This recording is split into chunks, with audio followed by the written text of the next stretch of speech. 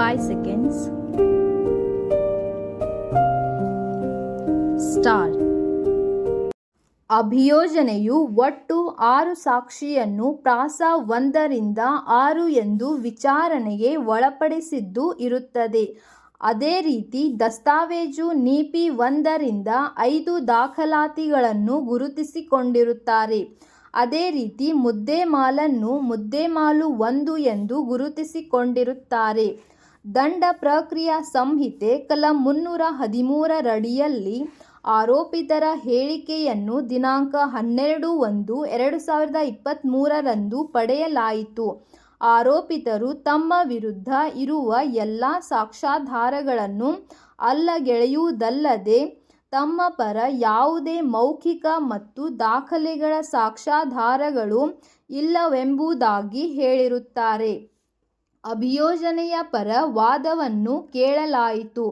ಆರೋಪಿತರ ಪರ ಶ್ರೀ ಎಸ್.ವಿ. ಸಿಂಗ್ ನ್ಯಾಯವಾದಿಗಳ ವಾದವನ್ನು ಕೇಳಲಾಯಿತು ಮತ್ತು ಲಭ್ಯವಿದ್ದ ಕಾಗದ ಪತ್ರಗಳನ್ನು ಮತ್ತು ಅಭಿಯೋಜನೆಯ ಮತ್ತು ಆರೋಪಿತರ ಪರ ವಾದವನ್ನು ಕೇಳಿದ ನಂತರ ಈ ನ್ಯಾಯಾಲಯವು ಈ ಕೆಳಗಿನ ಅಂಶಗಳನ್ನು ನಿರ್ಣಯಿಸಬೇಕಾಗಿರುವುದು ಇರುತ್ತದೆ.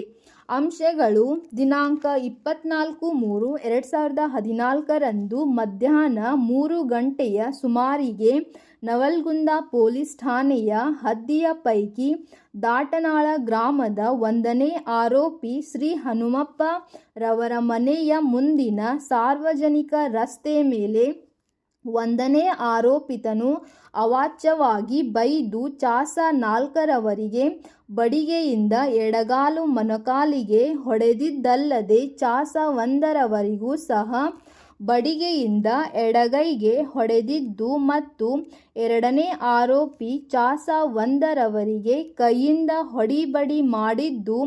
ಆ ನಂತರ ಆರೋಪಿತರು ಚಾಸ 1 ಹಾಗೂ ಚಾಸ 1ರವರಿಗೆ ಮಕ್ಕಳು ಇಲ್ಲದಿದ್ದರೆ ನಿಮ್ಮ ಜೀವ ಸಹಿತ ಬಿಡುವುದಿಲ್ಲ ಅಂತ ಜೀವಕ್ಕೆ ಧಮಕಿ ಹಾಕಿರುತ್ತೀರಿ. ಈ ಮೂಲಕ 1 ಮತ್ತು 2ನೇ ಆರೋಪಿತರು ಭಾರತೀಯ ದಂಡ ಸಂಹಿತೆಯ ಕಲಂ 323, 324, 504, 506 ಸಹ ಕಲಂ 34ರನ್ವಯ ಶಿಕ್ಷಾರ್ಹ ಅಪರಾಧವನ್ನು ಎಸಗಿದ್ದಾರೆಂಬುದಾಗಿ ಅಭಿಯೋಜನೆಯು ನ್ಯಾಯಯುತ ಸಂಶಯಕ್ಕೂ ಮೀರಿ ಸಾಬೀತುಪಡಿಸಿರುವರೆ. 2. ಯಾವ ಆದೇಶ?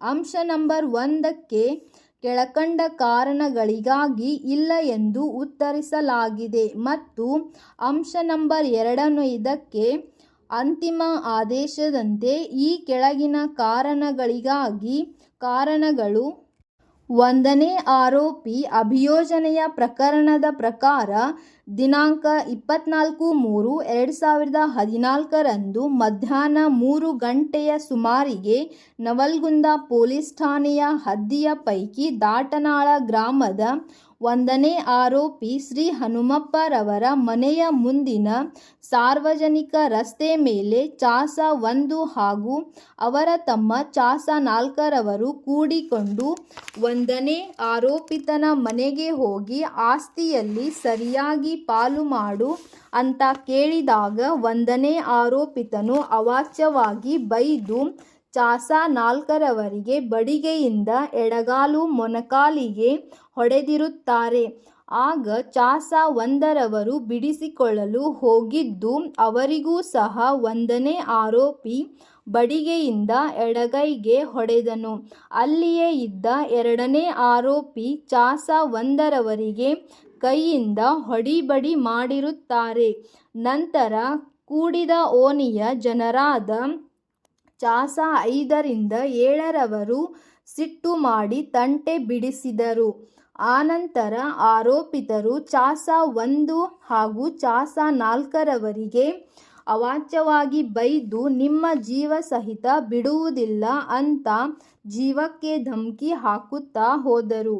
ಆದ್ದರಿಂದ 1 ಮತ್ತು 2ನೇ ಆರೋಪಿತರು ಭಾರತೀಯ ದಂಡ ಸಂಹಿತೆಯ ಕಲಂ 323, 324, 504, 506 ಸಹ ಕಲಂ 34ರಡಿಯಲ್ಲಿ ಶಿಕ್ಷಾರ್ಹ ಅಪರಾಧವನ್ನು ಎಸಗಿದ್ದಾರೆಂದು ಆರೋಪಿಸಲಾಗಿದೆ.